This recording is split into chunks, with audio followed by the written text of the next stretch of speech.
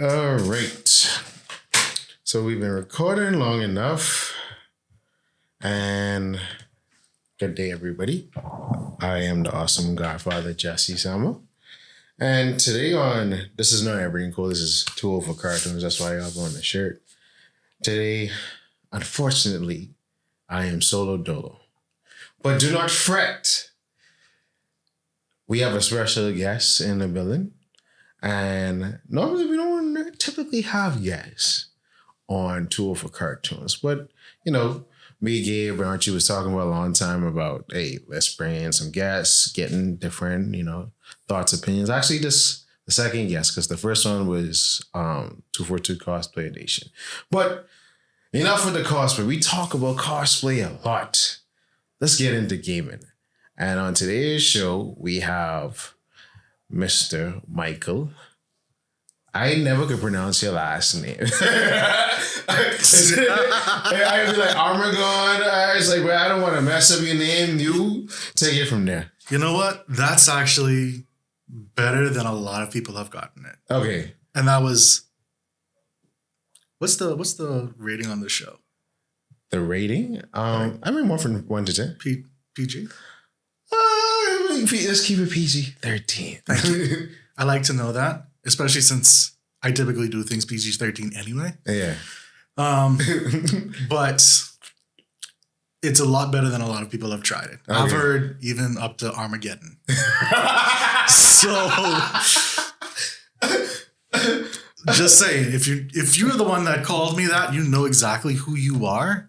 Oh no. I don't forget. Because I was like, man, I seen you on Facebook, but I was like, okay, when I save his name, I'm gonna put Michael A. I'm not gonna even try. And I'm like, until because normally what I'll do when I get a phone contact, I'm like, hey, put your full name. So I get, as I see it, it'll stick. I know that. But welcome to Tool for Cartoons, Michael. Thanks. 9, 8, 7, 6, 5, 4, 3, 2, 1, fire. Watching cartoons separates you from others. Please introduce yourself to our audience. Let them know who you are, what you do, and all that good stuff. Because Michael, the crazy thing when I was discussing who bringing you on, I was like, I met Michael years ago. When you used to live on the other side of the island. Yep. And then what's the Game of Federation? I think it was still a thing, but it didn't reach where it is today until it was almost like a thought then, but it's a whole working organism now. And that's just a testament to, you pushing the issue of creating something of this nature in the Bahamas, because we can't forget that part. It was in the Bahamas, so it's a whole fight behind, establishing. And as he is sighing, you can tell. Let me let you finish telling the story, man. Go right ahead. So everyone, like he's mentioned, my name is Michael Armogan. I typically call it I'm dry in my throat. Mm-hmm. So I won't, you know how we roll the R? Armogan? What's the origin of that? India. Okay. Hold on. We have a knock. Honest. What is it? Bro, I calling your phone and you ain't picking up. I'm not there. What a second. I calling your phone. And the crazy thing, we already started. Hold on. We keeping this in the show. PG has finally came. Finally reached. All right. Excuse the lateness. All right, so I could let me just take down this laptop. You could, you keep on running. Everything already recording. All right, cool. All right. So now I can really get down to business. So as you were saying, Michael. Yeah. So my name is Michael Armogan, though a lot of people will just call it Armogan. Or no. Just thought. Yeah, just thought. But yeah, it's Armogan. For I anyone. already have a question about that. Oh, Lord. I refer to as Pirate Michael because that sounds like a pirate name. It's only because it's like R. Yeah. But funny story. But to answer your immediate question, no. But there is someone in the States that has made pixel art of me as a pirate. So There's someone you know? yeah, Okay. I You're just was on the like, right track. You're on the right track. I was like, okay. yeah. But as for me, I am just a simple person who started my gaming story, I guess you could say, back in the arcades in the malls here in the Bahamas. So I feel old now. the Jedi Club and the Lair, Yeah. those are my stomping grounds. Mainly the Lair in Town Center Mall, which Town Center Mall ain't the same thing no more. No. But I would sneak away because my mom had a store in there. I would sneak away almost every day and go into the arcades. I got to the point where they would give me free tokens and people would let me play their games because they're adults and they got to get back to work. They shouldn't be inside there during the day anyway. So they would be like, "Hey, Wizard, you wanna play?" That was my nickname back then. But yeah, that's where I started from. Now, as you mentioned earlier, I'm one of the co-founders of the Bahamas Esports Federation. You don't know what esports is? It's competitive video gaming. We are recognized by both the Ministry of Sports, that's the Ministry of Youth, Sports and Culture. Don't get it twisted. As well as the Bahamas Olympic Committee. We're also recognized by two international governing bodies, the International Esports Federation and the Global Esports Federation. We also are under the Esports Coalition of Integrity Commission. So that's the ones that make sure ESL and all the big gaming groups are pretty much following the codes of conduct, all the players and stuff like that. If they find someone, they ban them. And that player isn't allowed in the gaming scene. Man, talk to us about the beginning. Because to be recognized not only by local bodies, but international bodies is a tall task within itself. And then you trying to build an organization as well as cultivating a community is also a separate task. Yeah. Okay. So that one's definitely a little bit longer. I guess in that way, moving from arcades, arcades here closed down. A lot of the community started either not really having a community or just playing with their friends at home. And a few people just saying, "Hey, come over, we're going to play one day." And so there were little smaller groups of people that would just play.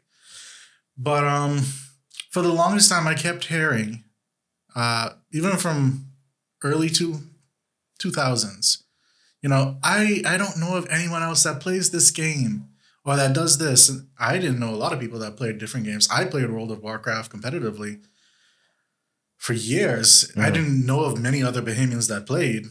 And it was hard to, especially since there were hundreds of different servers that people could be on. I just didn't have a place to find them. So cue me moving to the States for 6 months, coming back and saying, okay, I need to do something a little bit more inventive with my time.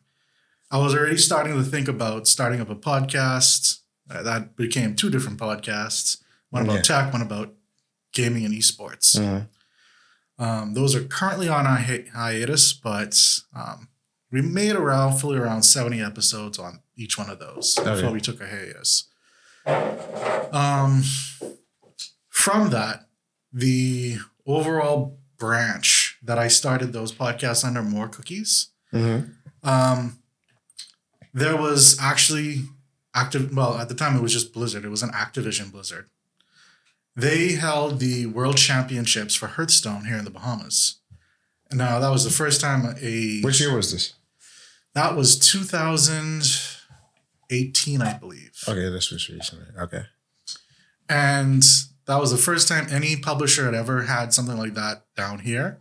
And I'm not counting any poker nights or anything like that because they're not gaming. They may call themselves gaming.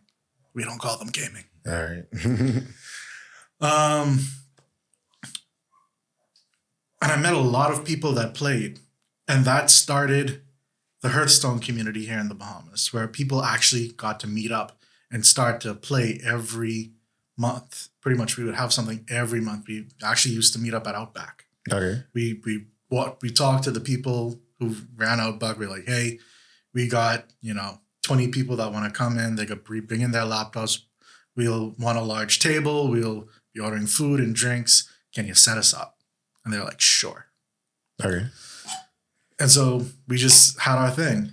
Mind you, at the time, I didn't know about some other communities that were also happening within the fighting game community. Mm-hmm. So there were other things happening. And I eventually found out about them through happenstance. Mm-hmm. Literally, my mother was just on a line. And because she knew what I was doing, she heard two boys that were at BTVI talking about a gaming thing. So she just turned around and said, hey, can you tell me more? That linked me up with some of the guys from BESG, Bahamians Esports Guild. Okay. That's how I learned about them.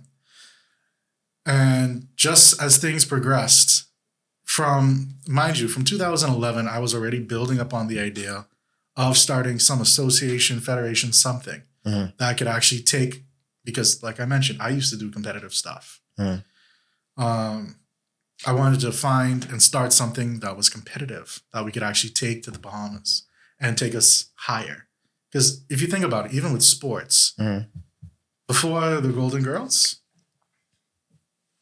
people didn't really vouch for us in anything with sports. We used to be a laughing stock. And ironically, we had Pauline Davis sitting in exactly that same seat 2 weeks ago. Yeah. And she told a story. She was the first Golden Girl and how I transitioned, and the barriers she had to jump through at that time, for track and field to be what it is today. Yeah. Yeah. In Canada, before we won that, other Caribbean countries, if you were like from a Caribbean country in like Canada and whatnot, and there were other Caribbean countries there, or students from other Caribbean countries, I should say, they'd make fun of us when it came to sports. They're like, oh, when y'all finally could get a goal, pretty much. We couldn't say anything. Cue Golden Girls. CYC. CYC. Yeah. All up in your belly. Yeah. So I want us to get to that place. And we've started to get there. So I'm going to get back to that part soon. That said, this idea started 2011. Q 2018. 19, actually.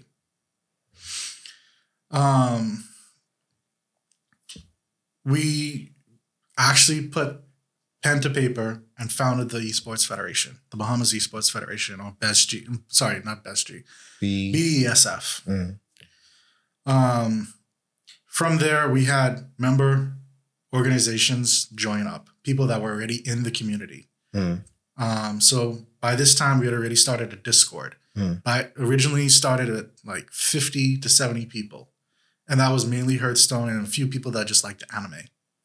That was the beginning of the Bahamas Gamers and Otaku Discord, which is now over 2,000 Bahamians inside there. Yeah, that's why when I go inside, I just like skim. I know what y'all talking about, and I ain't got time to like sit in this like, all right, y'all booming over here. So my idea was I want somewhere. Remember, I've heard a lot of, I didn't know anyone played XYZ. I didn't know anyone was into this. That's how it always started. I know no one who was into this. Exactly. Yeah. I didn't want that anymore. I wanted a place where we could come together, find other people that were into the things that we were into, and actually start building communities. That's always been my thing. I built the Hearthstone community because that's what I heard people wanted. I started to build the Rocket League community. Unfortunately, we just don't have a lot of players here for something like that, which is why I want to start building that up, but that's going to take more work. There are a lot of other games very similar, but that's why I wanted to focus on BGO, because that, in my mind, would be the cornerstone to finding everyone else so that we could build on it, which is exactly what was the building blocks for the Federation. But it sounded like you had a question. No, because Magasa was saying something similar to where you would want to start. I think what we spoke about was, I guess, the tournament aspect of where people would say, "Oh, well, why this game tournament isn't a thing?" Whereas it's like, well, we have like the Smash community is bigger, so that's why they get more tournaments versus some other community or whatever the case may be. So yeah, that actually really does depend on the community. There are a number of games that we've put out there over the years to say like, okay, let's see what the interest is. So we would put out like Grand Blue. We maybe get 5 to 7 people show up. We would put out Tekken. We'd get maybe 10 to 12. We put out Street Fighter. We maybe get 20. We put out League of Legends. We got like 40 people. And so, you know, based on that pretty much gauges a lot of where we then would put our interest for starters. But that is more or less us as member organizations for the most part. So, like I mentioned, there are a lot of different member organizations within the federation, and each one of them is kind of trying to do their own thing, not trying to step on each other's toes, because you don't want to be holding the same event the same night between 2 different places, for example. Yeah. So what we worked towards, and it was a long road for that, was setting up something like that. And so that's where we currently have Smashes almost every Sunday, except for like when Geek Out happens or when one of the major events are happening. You have some events happening throughout the week. We had Call of Duty nights. We had Tekken nights. We had Brawlhalla nights. And this was all in person or online? A mix. Okay. Online obviously allowed people from the Family Islands to jump in. In person's made it a little bit harder for that, but sometimes you would find persons having that hybrid version where it's like, yeah, come in person if you're here in Nassau, but if you're on a family island, you can jump in too. Okay. So we try to be as open for the entire Bahamas as possible, even with our national qualifiers, which is more what the Federation does.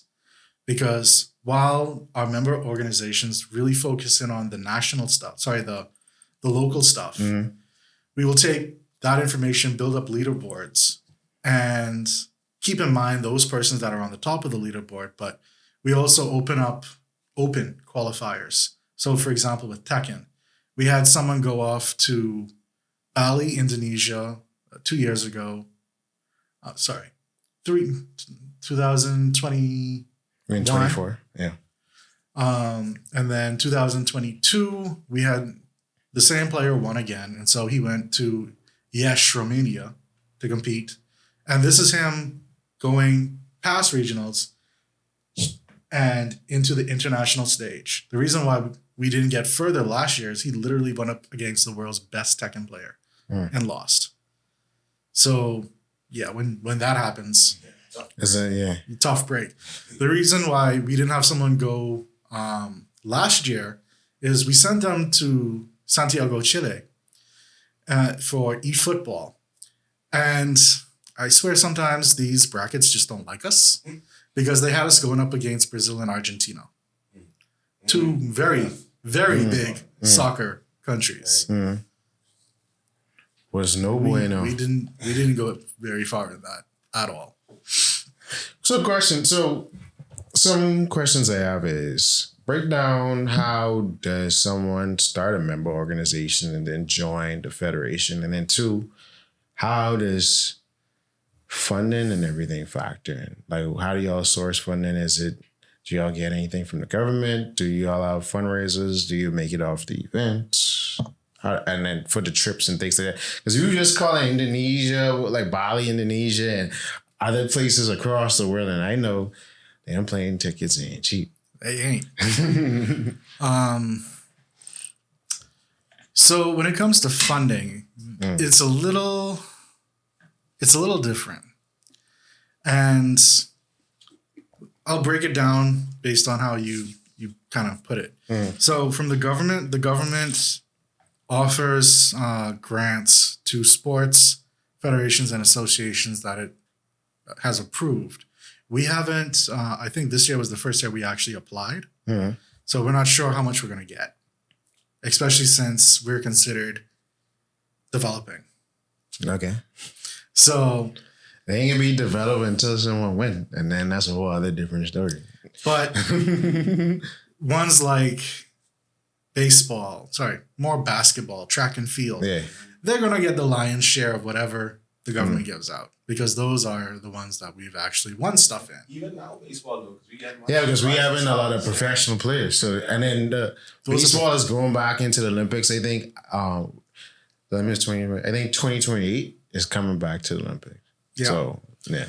But it's not so much the pros when it comes to baseball because baseball is a team-based thing. Mm. So even if we have a Bahamian that goes and wins, It's still an individual it's still an individual versus a Bahamian team going and winning something. Mm. That's what they're really looking at. So if we send a player off and they win the world championship, that's when they'll be like, yeah, let's look at this. Mm. Or if we send a team and that team wins, that's when. But if it's like we send someone to the MLB and that team wins, no, that's a US team Mm. in a US league. Mm. It's a little different. Yeah. Funding outside of the government, though, we have tried to have some fundraisers. We had one of our member organizations run that as well for us with just some baked goods that we used to do. They've since transitioned a little bit because they have some of those same members are working on some of their own projects. Mm. So that's kind of petered off just a little bit. But when it comes to sponsorships or other forms of funding, we're in talks with some entities. I'll put it like that. We're not solvent yet when it comes to that, but we have hopes. Okay. Because what I was thoroughly impressed with was it last year, 2022, when the Island Royale tournament at Fusion? Yes. And I know when Fusion first opened, their whole thing was eventually, I know you laughing, because when Fusion opened, 2017? Maybe. 2016, one of their goals for that center was to host esports events. Mm-hmm. So to finally see 2017, 5 years later, they have some semblance of esport, even though it wasn't something that they put on, but more so facilitated. I remember very well. The marketing manager at the time for that was actually someone I used to work with at where I currently work. Mm-hmm. I'm not saying names. I don't know if it's who I think it is. Boy, oh boy. Anyway, let's do it. But I was able to get a walkthrough before Fusion was actually opened up. And a lot of our executives at the time were able to take a look around because we were talking about doing stuff in Fusion because of that. So that was always kind of something that was on the board, but never quite materialized the way I think they wanted it to materialize. Especially because they have a big focus of wanting it on the big screen. And there's some work to be done on that, but there's also requirements that they have for something like that as well. And so it's meeting that sweet spot that's a little bit more difficult. And then there are just other little nuances that I aren't really at liberty to get into. No, understandably so. But I will definitely say that's something that I think they've always had on the block. Agenda. Yeah, because they see how like feasible it is. Like, you have events like Evo in Vegas. So it's like, okay, Bahamas, esports, let's see how we can mash it together. And that's always the thinking behind corporate Bahamas. They're like, okay, how do we use brown Bahamas and fuse it with a particular thing to where we could generate tourism coming here and having the facilities to, accommodate whatever we need to do. So yeah, it's It's always awkward in those moments because you'll have those entities, and I won't say often, but sometimes you'll run into an individual or two that'll be like, why should we even bother talking to you guys when we can run it ourselves? Listen to me. No, because the thing about it, even with that is, because I could go from the community we active in. Y'all not going to these conventions and interacting with international bodies like we are. So how would you know if you never been and seen it and participate and talk to the people? Yeah, we're talking to people who we're trying to emulate, on a first name basis. So how would you steal something that you far removed from, And that's why it fails. And I guess that's why they in the situation they're in right now. Pretty much. Let's say I'll give a hypothetical that's stemmed a little bit in reality. And this is not anything current. But we used to have a partnership with EA, for example, for Apex. We were the only organization within the Caribbean, Latin Am region that had access to private lobbies for a long time. And so we actually used to run regionals. And we'd, share it out to the entire Apex community across the region because we, like I mentioned, our thing is about building community. That's what we want. So a certain entity had reached out and wanted to know more and because they wanted us to help them with running an event. Turns out, even with the proposal that we sent them and everything like that, fully expecting agreements made, we're going to be working together for this, knowing very well we're the only ones that can have these lobbies. They tried to run it or get things to be run by themselves, leaving us out of it. Somehow we found out. And I just asked, hey, so what am I hearing about this? And yeah, that didn't work out very well, apparently. Apparently people were fired. But it still didn't make a lot of sense because you wouldn't have been able to run it. Yeah. No, but it's this need to take glory, bro. Or cut out the middleman or whatever, when it's just, just leave it to the professionals. If I know you are capable of doing X, Y, and Z, why not bring you a part of it? But I think in a lot of situations where you come from a culture of, I would say, everybody's trying to get instant gratification, but want to seem like the big hero at the end of the day without doing the work, then you get situations like that. But then every time you fall flat on your face when you could have just been like, all right, well, we partnered up with this. This was noble. They did this. We ran everything by the books, and you call it a day. Yeah. And that's why I'm glad we're seeing more of that kind of happening now. We held our first constituency-based championships last year in Bain and Grantstown. That's the first time anything like that had ever happened. I think within the Bahamas. And we actually have 2 other constituencies that were interested from that.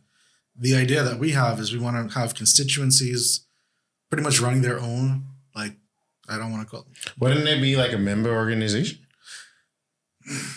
Or how would that differ? Yes and no. Okay. It depends on whether a member organization wants to take on a constituency because we have a lot of constituencies for starters. And so the way how we started with this one is we worked with the minister of that area. Okay. And it's the 2 other areas the ministers came to us. Yeah, I think that's the best way, especially with this new administration. When you lead in their area first and they see it's effective, they quick to jump on it.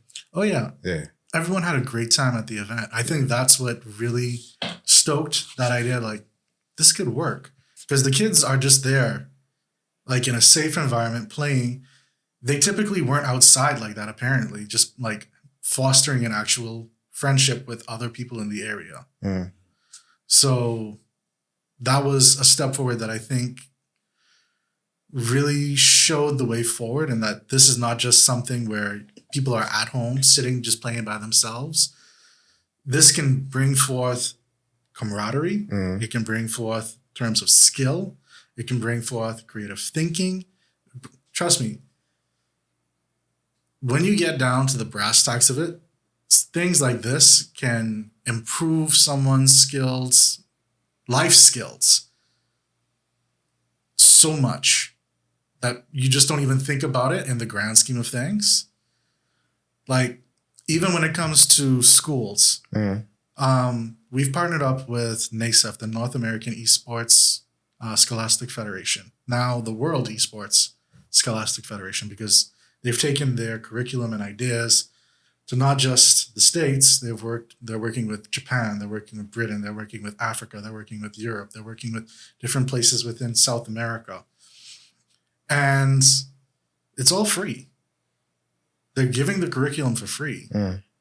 They're allowing people to join the clubs for free. We've partnered up with them years ago. We've been trying to offer their curriculum to the Bahamas. Like, I think we finally have one school that's wanted to take it on board maybe later on this year. But it's a fight. Even with getting clubs built, it's a fight. Talk about the stigma of people playing video games and being a nerd, geek, weeb, whatever you want to call it, otaku. And people sort of have this, I guess, translation of, hey, this means that you're a quote unquote loser, even though the biggest nerds made all the tech that we enjoy right now. So, yeah, speak to that. And then I know, was it who it was? What's his name? Because I was hearing that you guys have approached schools and about starting after knowing clubs or, you know, like you just mentioned, you know, adding this as a part of the curriculum. So speak on those things from. Okay, yeah. So stigma. I think it's really stemmed a lot in that big nerdy glasses with tape wrapped around, big bow tie, not overalls, suspenders, buck teeth, and, you know, frazzled up here. Man. The typical dork, the nerd, as deemed by the jocks, the cool kids. Cool, yeah. I think that was the stigma for a long time because everyone saw athletics as, if you were into sports, you were doing something with your life, because that led you into getting scholarships. That led you into, you know, maybe getting signed, playing for the big leagues, making those big bucks. Mind you, a lot of them ended up in car dealerships, which you still make a lot of money. Yeah. But some of them also just ended up not in school. Yeah. And there is the old, I shouldn't say old, but the middle-aged adage now of you bullied them back in high school and now they're your boss. Yeah. And that's because brains started to take over as things progressed. So yes, sports, still cool. But the sports have adopted tech now. Sports have adopted tech. Yeah. And that wouldn't have happened without the nerds. Yeah. So there is some synergy starting to happen. And I think that's because people are realizing, you know, for the cool things in life, you need technology. Yeah. For technology to happen, you need smart people. You need For analytics. smart people, you need nerds. Yeah. You need the geeks. You need the people that are in the books, the bookworms. So they've started to intentionally make their way into the forefront. And that's where we currently are in today's world. We're a very digital-centric world. And yes, too much of anything is a bad thing. I could say the same thing about sports. You play sports too much, you may end up with a torn ligament or, you know, some muscle broken, torn, bone broken, so on and so forth. So everything in moderation is what I always tell people. And when you get into gaming, yes, you can game too much, but there's no real thing as gaming too little. So if you want to play on your smartphone a little bit of Bejeweled or Candy Crush or whatever it is, that's still gaming. Trying to get that high score is technically you being competitive. Did you know the very first form of esports was actually Tetris? Yeah, because that was one of the mostly things that people played and stuff like that. The first LAN-based event was Tetris, which then was also sponsored by companies like Nintendo. They started to take it on and, grow it. There's actually some synergy between anime and gaming. And it's not just because we see some anime characters in games. That never happened before that, though. Nah. Exactly. Nah. Nintendo, anyway, that's a whole other thing. I held a whole lecture at that at One Geek Out. I think I have a video. It's somewhere out there. But when you really get down to it, when you have people playing games, especially ones that, because now, like I mentioned, we're digital, we can play with other people online. We don't have to just be in our rooms. We can be playing with someone in another room, in another island, in another country, across the world.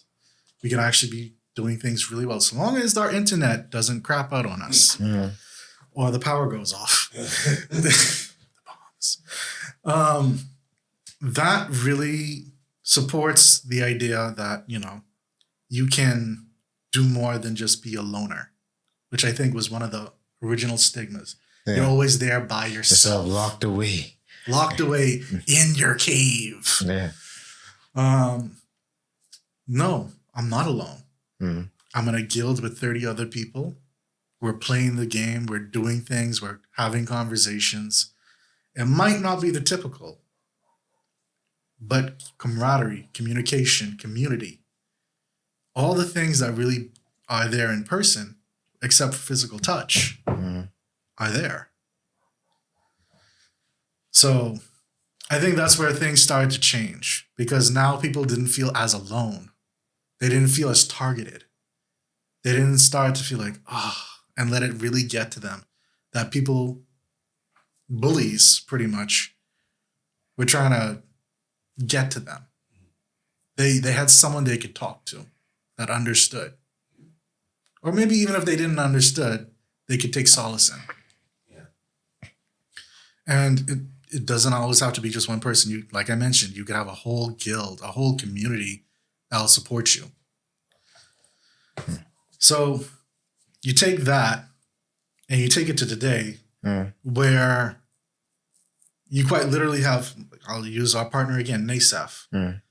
They offer community-based things for kids, like, Minecraft. They have worked with Microsoft to create something called Farmcraft. It pretty much teaches kids how to create agricultural scenarios in biomes in Minecraft. So how do you grow crops in an arid environment? How do you do it in a swampy environment? How do you do it in somewhere like the Bahamas, where you have a little bit of swamp, a little bit of, hard rock, a little bit of actual good soil, and then plenty sun and a bunch of salt water around you. So there are a lot of different things like that can then teach kids. So it's not that they're just sitting there playing a game. No, they're actually sitting there playing a game and learning. And that's one of the key things. Not only that, especially when it comes to team-based games, like I mentioned before, you're learning a lot of things when it comes to communication, teamwork, leadership, discipline, because you can't be there just breaking up your keyboard because you lost something. Yeah. Or punching the TV. You do something like that, you can't play with your team. You can't play with your team. Yeah. You cost your team. Yeah. Your team is now down a player. There are consequences. In the States, schools that have adopted these principles and, this program they use the student's GPA to allow them to play in the club.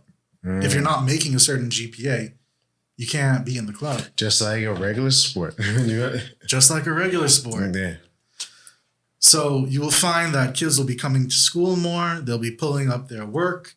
They quite literally call it a chocolate-covered broccoli.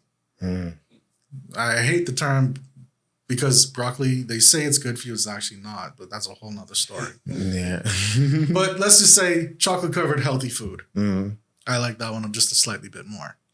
So yes, you get something sweet that you can enjoy, but at this nugget, the core, it's something that actually is good for you, that helps you build upon, learn, improve yourself.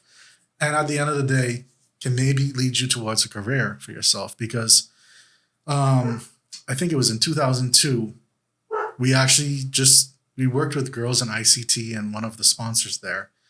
And we set up at their booth to show them that there are literally over 80 different career paths within esports, just within itself. So if you're interested in video games, there's like 80 different paths, and they're not just based on gaming. Because yes, you have the players, but then who's actually surrounding the players? Coaches, commentators, videocasters, broadcasters, The streamers. Yeah. You have the managers, the administration, marketing, legal, sales, product design, so on and so forth. You build it up, it's a huge network of different things that you can actually have as a career. There are literally esports lawyers that their main thing is to help esports organizations with the law. Contracts, creating a new business, so on and so forth. So yeah, there's a whole avenue that you can get into. So how have you correlated that to living in the Bahamas? Because people would hear these things, and obviously the connected thing is, okay, I hear this, but how I do this here? And then obviously one of my answers would be, well, you got to quasi do it here and then go there and have a relationship to where you have contacts overseas, but then you could do some of the work locally here. So it's a little bit like that, but you also don't have to be like that. That's the beauty of what happened with COVID. COVID started a lot of remote work. And a lot of places you can apply directly as remote work.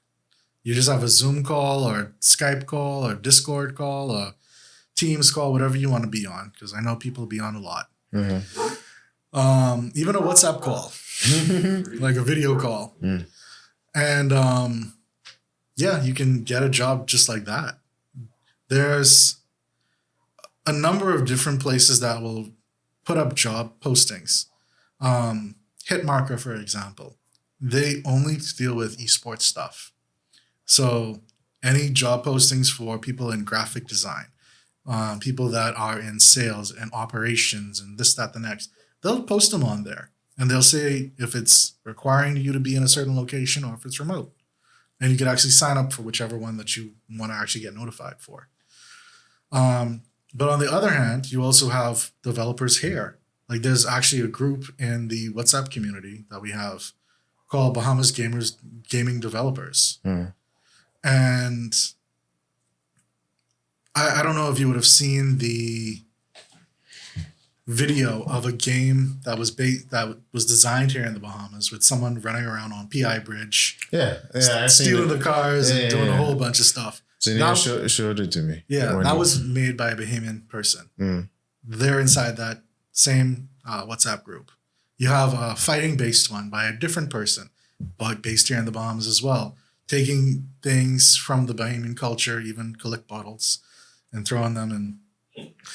Well, you know how people say you might know kung fu, but we know kabadal and karate. So needless to say, the Bahamian creativity is definitely there. You just need to really showcase it and foster it. And there are places that you can do that. Now, mind you, it may not be somewhere that will hire you necessarily, but start a project. Put it online. You never know. You may go viral. Someone may pick you up just based on that. Just look at what happened with the video that I was talking about on PI. That made waves. Because everybody was like, oh, yeah, how can I play this? But even with that particular thing, the next question was, okay, how do I get funding for it? Who would pick it up? How this would be translated into sales? How do I get it to the mass market for people to play? And all those different questions. So it really depends on the level that you want to do it, because you can go as an indie developer. The fighting one that I mentioned, that's by an indie developer, CyberFox. Mm-hmm. He's actually put other games on iOS and Android marketplaces. Mm-hmm. Now, he would have had to create his own developer accounts and put it up there. But that's, those games that he put up, he just puts a price on it. And if you are interested, you buy it. That's one way to start it. You can also put it up on Steam or whatnot as an indie developer. That is how a lot of indie companies will make a game, put it out there, and see how they can do it. But with that, you need to start thinking about how do you get people talking about it. So that same PI Bridge one, I'll use that example. If they had that fully done and they had then released it and be like, you can play this now on Steam, imagine how many people would have gone to Steam and bought that. I think it would have been a bunch of people because that was the next question. And obviously the person that developed that is a social media influencer. But that hard moment of it here ready, you can eat it right now versus a couple of years from now, then you have to build up the hype back up. Exactly. Yeah. Things change. Engines change. Look at Unreal Engine 5. The graphics that have changed so much that you can do so much more, make it more realistic versus an older engine. So let's say they built that on Unreal Engine 5. I don't know which one they did, but let's say they built it on Unreal Engine 4. The graphics and the textures that they'll be able to use in 5, it might be worth it to have just started on 5 because now you have to upgrade and improve. Otherwise, it's stuck back in those slightly lower quality. Yes, the graphics looked really nice, but they could have looked even nicer. And that's what people are always like, how can I make this game look nicer? How can this run smoother? How can this da.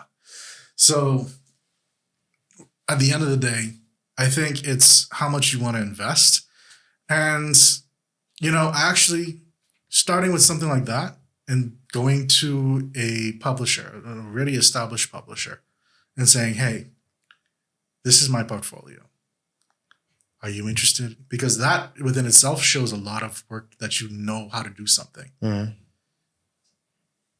For a lot of places, things like that, 2, 3 of those, that proves more than any piece of paper. That proves you know how to do this. They don't need to really have to worry about training you with anything. So, yeah, that's how you can get that. Now, funding, that's a little, if you want to go indie, like I mentioned, that's a little bit more, you got to work on that one. All right. So talk to me about, because one of the things that people talk about with gaming is how do it translate, or what is to, with the whole stereotype of I'm inside, getting eating junk food, like how is the promotion of like actual physical health in this space? Because obviously that's why people don't think about it as sports, because you're not actually using your body to get into some physical shape.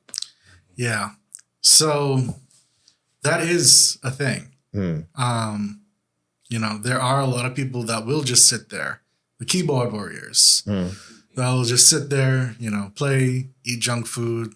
I think there was always the mental image of this fat dude or woman, mainly a fat dude, sitting there with a hand in a bag of Doritos and a Mountain Dew on the hair. And But honestly, a lot of gamers typically don't look like that, just even from onset. But let's say you are health conscious. You could always start out just by going and touching grass.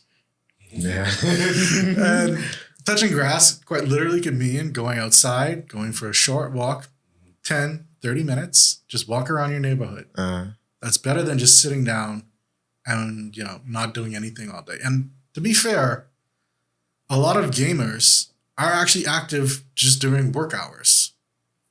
But granted, there are some that will just be sitting down on their butt all day. Yeah. And that's a sedentary office lifestyle. That's a whole other thing. So if you really want to get into it, actually make time and actually go out on a walk. Esports organizations, top tier ones, actually make their pro players go to the gym. They often will have chefs cook meals for their team, and that's what you eat. Or they'll only have certain things inside. If they have like a gaming house, they'll only have certain types of foods inside there that you can eat. Anything else, you're not allowed to bring food in. You're not really allowed to bring certain things in. So you're granted, yes, sometimes there are sponsorships inside there. And those sponsorships may not be the most healthy, which is why, again, everything in moderation. You can't be chugging down like 5 Red Bulls in a day and then be like, you know what? I feel like my hand's shaking. Well, I wonder where's that coming from? Nah. Drink some water. Right. Have an energy drink when you're feeling really low. Get yourself back up. Sure. 1. Not much more than that within a day. And I wouldn't even recommend a date. Yeah. I was literally about to say, don't do that even so often. Like, I wouldn't even recommend that to be period, bro. Like, I mean, I know there's some moments you may need a little pick-me-up, I've literally heard arguments from people for things like G Fuel and why they feel so enticed by G Fuel. It's like, oh, but it tastes so good, and oh, these ingredients, and granted, it's not just G Fuel, it's other energy drinks, it's other powders, it's other things. You're gonna find similar arguments for people that go to the gym. And the supplements that they're taking. There's always gonna be some arguments over what is being put in my body. So yeah, if you want to get into a more competitive thing, I do highly suggest work out a little bit, eat better. You're going to find it's going to clear your mind. Even if you just take, and you'd be like, oh, well, I could do that with meditation. Sure.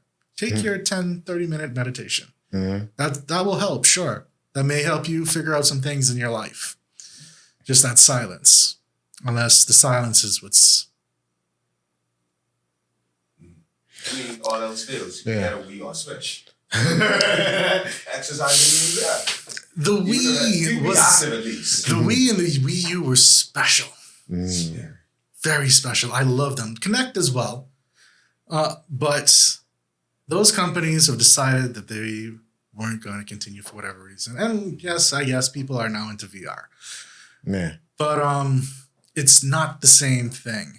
And that's touching grass, real grass. I guess the Switch is there as well. But even with the Switch, it's not grasping you the same like those Wii Chucks. Like they had you working. They had you believe you was working. Like Nintendo came out with an actual exercise game. I literally have at home the wheel that they had that you would pair up with your system and you'd push into it, you'd lift it, you would do a bunch of things, and that had resistance inside of it.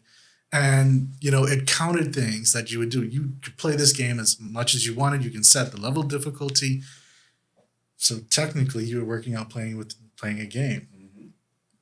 If that was definitely your thing, and it was for me, go for it.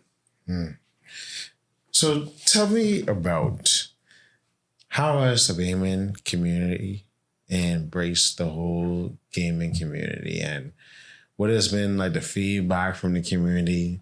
You know, have you over the years you seen how it's grown, and you know, people that you may have known when they were younger kids now like taking their own particular leads within the community, and you know, just the overall perception.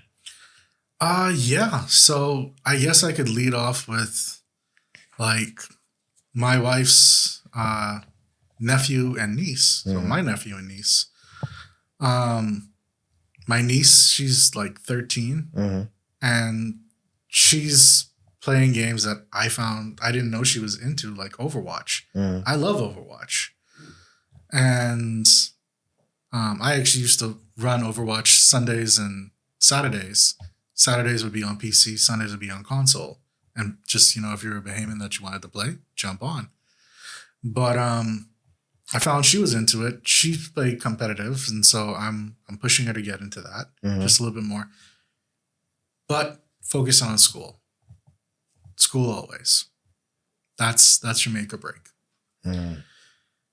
But on the other term, my nephew, he's now off in college, and I, as of last Sunday, found out that in his school he actually qualified, and he's now in a team for Overwatch as the sub tank. So, I mean, it hasn't started for him yet, but literally that someone very close to me that I didn't know about, they're now getting into it. Then you have people that, of course, may not be playing, but their sons and daughters are, the parents. And they're like, well, I don't want my kid to just be wasting their life. So I explained to them, there are career paths, and they don't have to be just in playing the game. They could be developing the game. They could be working on something completely different. Or marketing the game, or have a podcast about the game. Broadcasting the game. There are games about making games. About doing marketing for games. There are games literally about building computers that teach you how to build a computer. Or just even the streaming element. Like streaming is big, and that's all you're doing is watching somebody play a game. Exactly. Yeah. Voice acting, all of that, writing, all of that stuff. All of that. And it's all needed. Especially as the world continues to move into digital, as we move into AI, as we move into this. You need people to actually be able to design these things. And yeah, gaming is playing games, but it's also technology at the end of the day. And if a game can then lead someone into developing themselves into STEAM, which is science, technology, engineering, arts, and math. Originally it was just STEM. Then that's a whole career path that you can take. Because everybody pushing, there's people are making arguments of where, you know, we need to start teaching kids how to code in school. How do you think games are made? Exactly. Programming, code. That's literally how everything, the websites they are run on, that people have to log into to actually buy the games, to sign up for them, to redeem codes, to do the marketing. Things for the servers. Things on how the characters are actually looking. Everything is based on code and design, art. So I would say the community overall has started to get more involved, for starters, and it's starting to be accepted. But at the same point, you will often find someone that still is a little bit not quite ready to accept it. And I remember that because I was on a radio show talking about esports. And someone called in. Oh, no. You know what they say? Oh, man. And they were like, well, what about gun violence? And in my head, I'm like, I knew this one was coming. Every time. And I had to point out, you know, there's actually been multiple studies that prove there's actually no correlation between gun violence and video games. No violence in the whole. No violence on a whole. If anything, it often detracts because any frustrations or stress that most people have, they get out in the game they don't feel the urge. And they even ran studies with people that play. Like, do you ever feel the urge to do these things in real life? No. They could be doing all kind of foolishness on the game, but put them in the real life scenario. The humanity is there. It's not trying to go into any form of depravity. What do you say to people that's saying that people lean too much on video games to escape reality instead of deal with it? You know, that was actually asked to me as well on a 3ADS show. Because I know they always lead up with that whole, it always goes back to the whole disassociation, the I'm by myself in the room alone type of thing. You know, sometimes it actually does happen. Yeah. Some people look to these things for an escape from the real world. And you know what? That is absolutely fine. Because guess what? Before video games, it was books. Yeah. Before books, it was watching sports. Before that, you know, it was probably watching people kill each other. Back in the gladiator rings and stuff like that. So I think we've come a long way, especially when you consider where the Olympics started, which were a form of showing dominance over another country without actually having war. But things were still a little gruesome back then. Yeah. So Sure. I would say our escapism, you know what? It's not a bad thing. And literally, I saw an article about a teacher just this past week that was using a video game to teach his students history. Any guesses to what video game that was? Assassin's Creed? Assassin's Creed. Yeah, I was either gonna say that or on what? Not Art of War. Civilizations or What Kratos is from?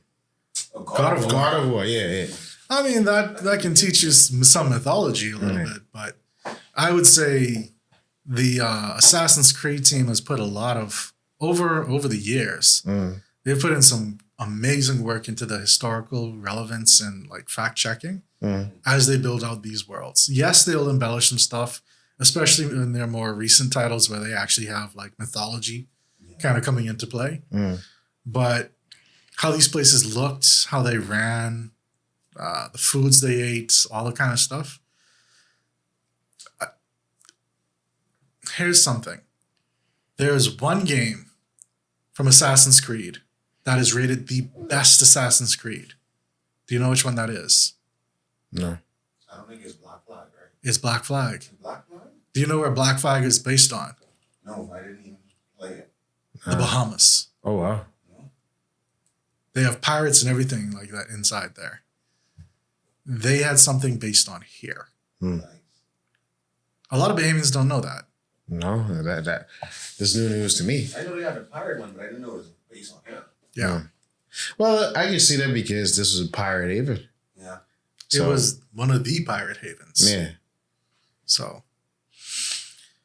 And you made no cameo in it? Remember the last name. Nah, I was a fledgling back then. I didn't have my seaworthy legs or my eye patch. But no, there's so much that can be used from this. And going back to the original topic of escapism, sure, why not escape into history? I spoke upon escapism on one of my other podcasts when after my con tour last year, I just seen thousands and thousands of people save up all their money to just escape for 3-4 days and take a trip back down their childhood just to get a break from reality. And it's like, you know, I think that's the most general desire most people want, like just an escape.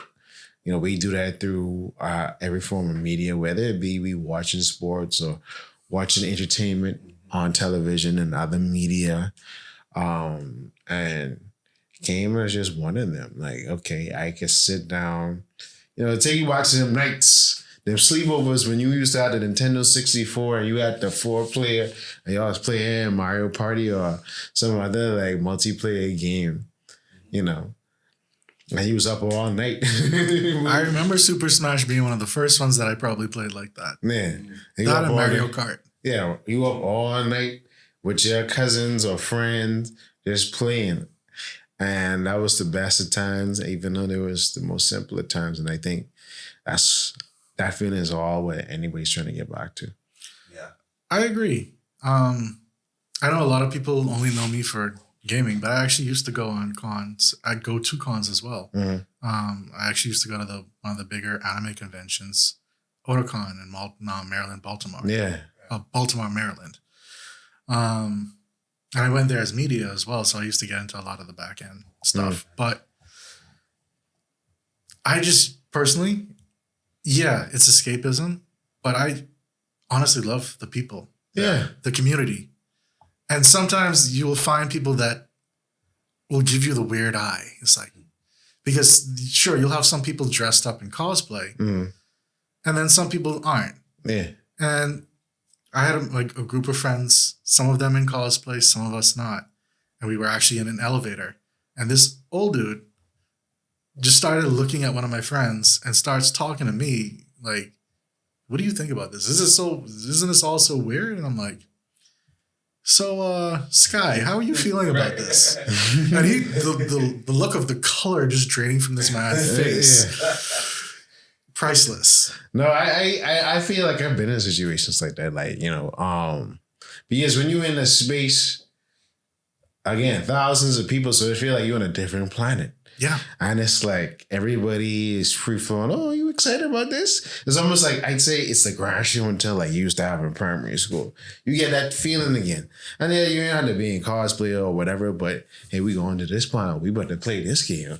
And again, relive that late at night 4-player moment where you just talk and play this game until the sun come up. Yeah. And that's all that anybody wants, the good old days.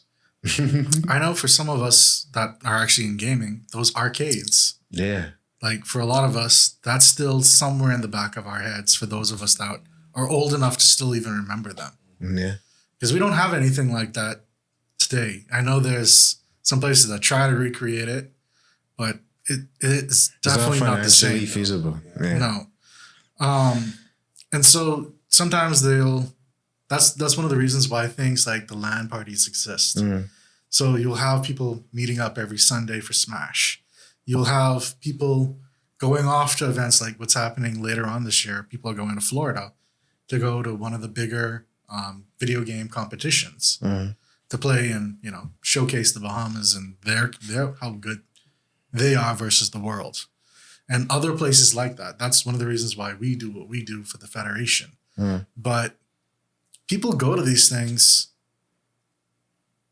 I would say, is you have a hobby, you have a passion.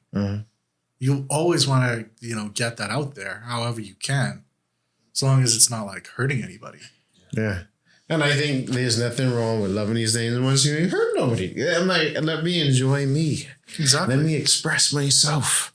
Get out all of this angst and grievances that I have with the world and life, Let me ask you a question.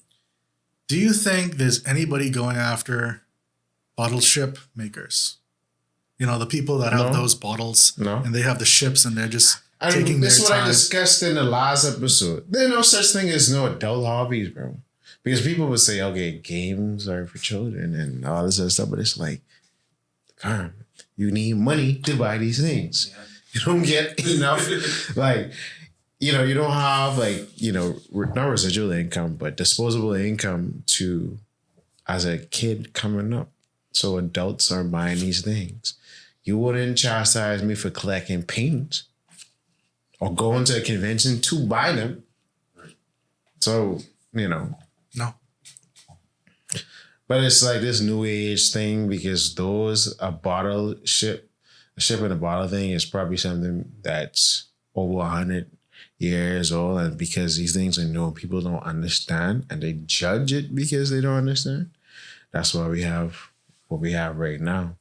But Yeah. you know, that's why I like being with my fellow geeks, weebs, otakus, nerds. Because we get it. And it's us versus them. And we in the era of the revenge of the nerd, because it's like, course. you know, everybody, the nerds are the cool kids now, and everybody. Now, I don't think, even back to your whole statement with the jocks playing games now. They when are. When they ain't playing on the court or on the field, I back at the hotel playing this. Like. So here's an example. NBA 2K. Yeah. Or FIFA or Madden. But here's the thing. Yeah. 2000, I think it was 2022. I could be wrong with my dates. But we actually partnered up with the Bahamas Basketball Federation. They were hosting an event at Aquinas inside their auditorium Loyola. called the Caribbean Tip-Off. Teams from all across the Caribbean and even some United States places were sending their high school teams to compete. And you were like, how could we help? We were in the foyer with NBA 2K setups while the players were inside there. People that came to watch them would come and play NBA 2K right there. The players came out and played NBA 2K right there. The coaches walked out, watched everyone playing, and you just saw the biggest smiles on their faces. Yeah. Because they're seeing, hey, maybe there's something to this.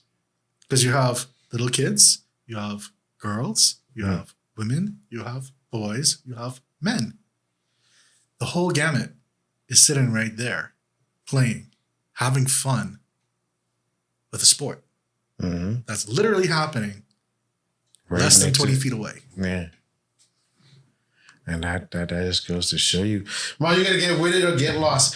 Before we wrap up, talk about the whole partnership with the Geek Out and how, I guess, this amalgamation, which I always like to say, the four, like, you know how in Avatar you have the four elements? Like, you have the four elements of Geek Out. You have gaming, you have the vendors, you have the artists, you have the cosplayers, and then it's just this convergence of all these things in one place makes everything just overflow, and like, with this cross-sectional type of thing, everybody gets the best of all worlds, I should say. So talk to that, So I think I started to allude to it a little bit earlier on when I was talking about the reason why I even built the Discord, which, gaming, anime, and community.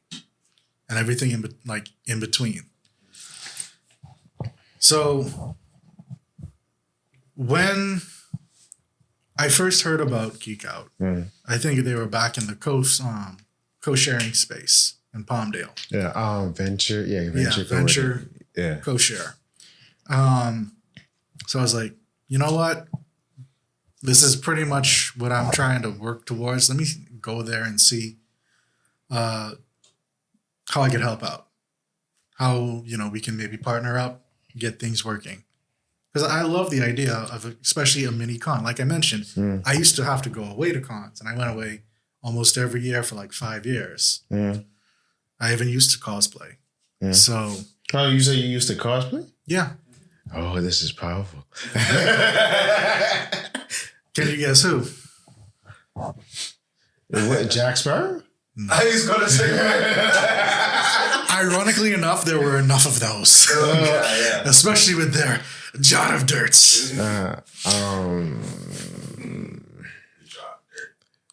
Would it be... Oh, yeah. Mine, listen.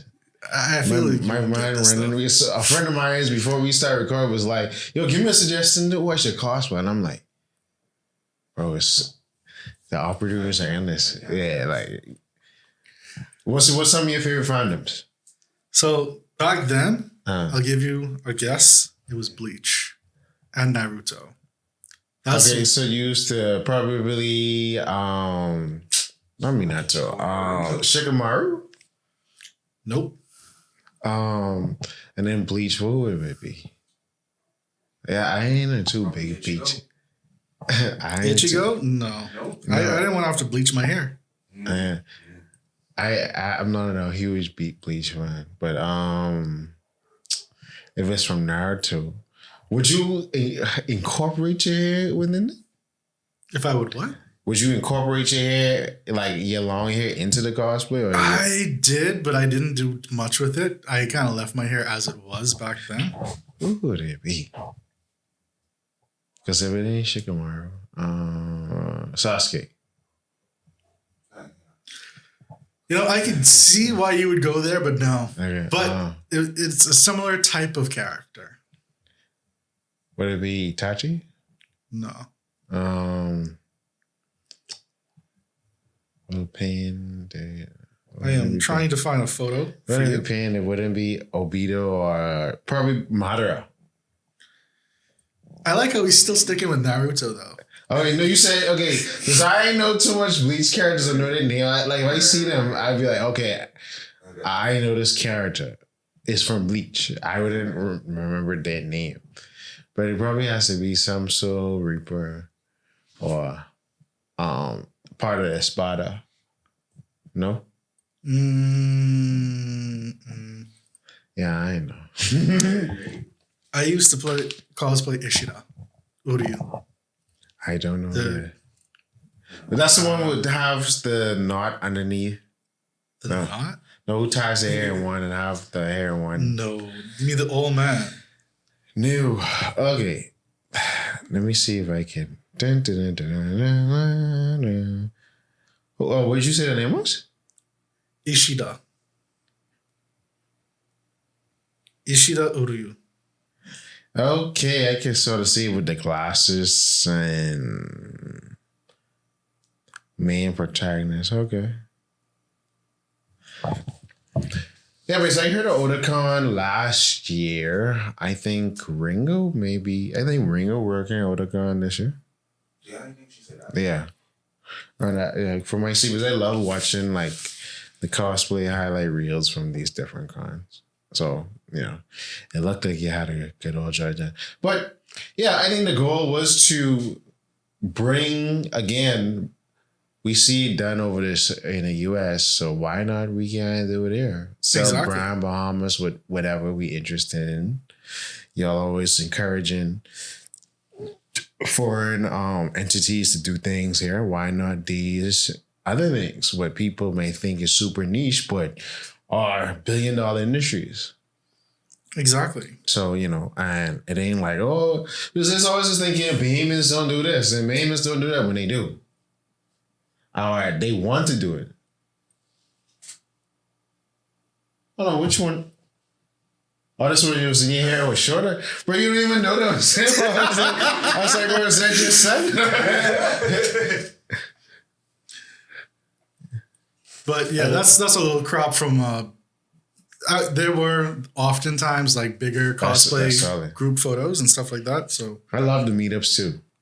I think like even sometimes when they're having tournaments and you sit in the crowd and you just the big speakers and the commentator. Can we have those experiences on a daily basis? Do we have to wait for 1 or 2 moments per year? I don't think people want more than that, to be honest. That's true. Because you can get burned out. Yeah. And so I think having it 1 or 2 moments or every so often is actually a good thing. Because not only that, it gives you time to build on something that you may want to like present. You can't just keep running with the same cosplay, for example. Yeah. You want 2-3 times maybe, but after that, you're going to want to be someone completely else. Different. Nah. Otherwise, you're just stagnating your own creativity. So from there, we worked with Geek Out. We saw how best we could actually start working together.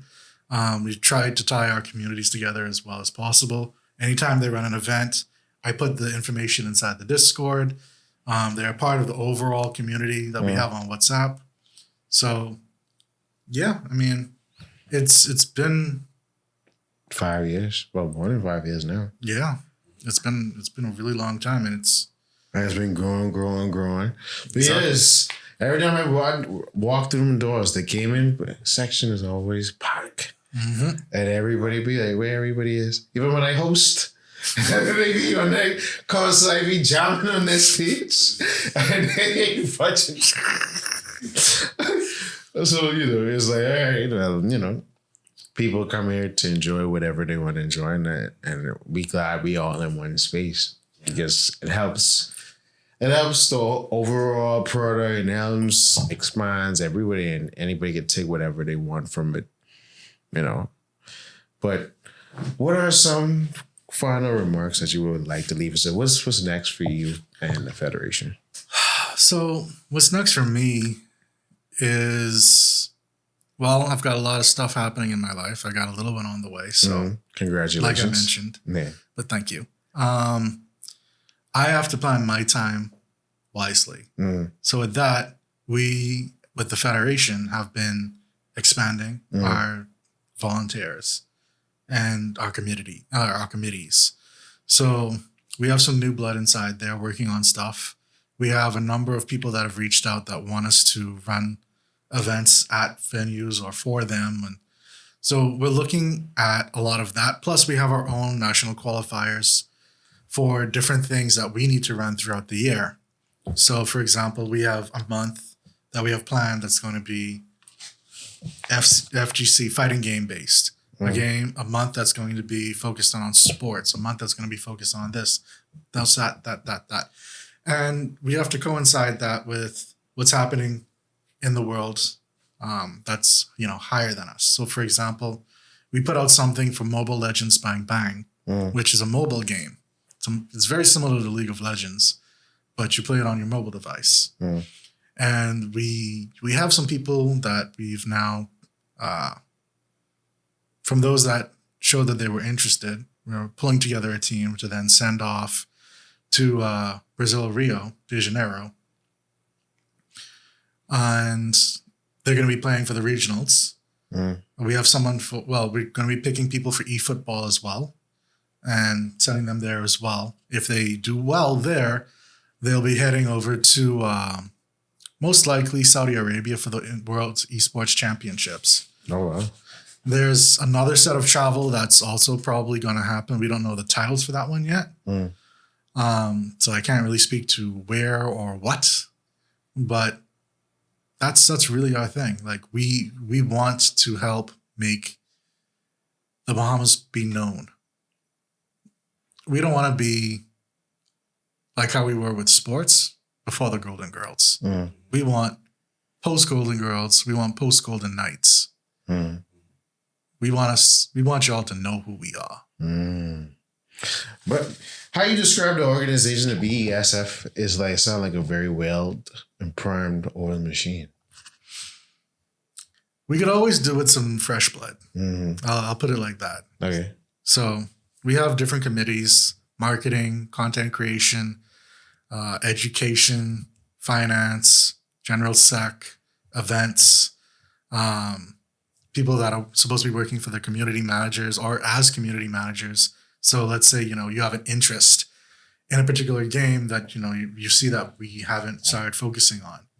If you are willing to lead, we are willing to enable you and help build that community along with you so that we can actually put that effort out there and make it a thing, much like what I did with my communities. So, yeah, we have a number of different positions. It's really and truly just what people are interested in doing. We even have stuff in production. We have stuff if, content creators, you're interested. We even have a streaming directory just where, you could sign up and say, I'm a Bahamian streamer. And then you get listed on our website for starters about what you're interested in, where people can find you, which has led to certain corporations reaching out to certain individuals for things that, they felt that they were a good fit for. And if you're inside the Discord and you sign up for the stream role, you get pinged when someone goes live. So you can always watch someone that's a Bahamian playing. So. Well, Michael, this has been a great conversation and has broadened my insights on Bahamian gaming at large. And I thank you for coming and gracing us on Tool for Cartoons. I mean, this was a little bit a serious and informative episode, not our usual, antics and things like that. But, the information and the insight was much appreciated. Thanks for having me on. Of course. And for y'all, actually, give us all your contacts and where we can find everything, the Discord, social media, emails, and all that stuff. So our website is besf242.org. And from there, you'll find a lot of our contacts. But on Facebook, we're besf242. So facebook.com/besf242. Twitter, it's X. It's twitter.com/BESF242. On Twitch, we're just twitch.tv/BESF. We were actually able to get that one. YouTube is youtube.com/@BESF. We were able to get that one too. Instagram.com/BESF242. And if you want to find the Discord, besf242.org/Discord. And if you want to join the WhatsApp, it's besf242.org/WhatsApp. If you want to reach out to me personally, you can reach me at my BESF email contact at marmogan@besf242.org. And from there, or you just want to reach anyone at the Federation, it's contact instead of my name. That's a mouthful. But thank you again for joining us on Tool for Cartoons. We can see y'all later. 5, 4, 3, 2, 1, fire. Watching cartoons separates you from others.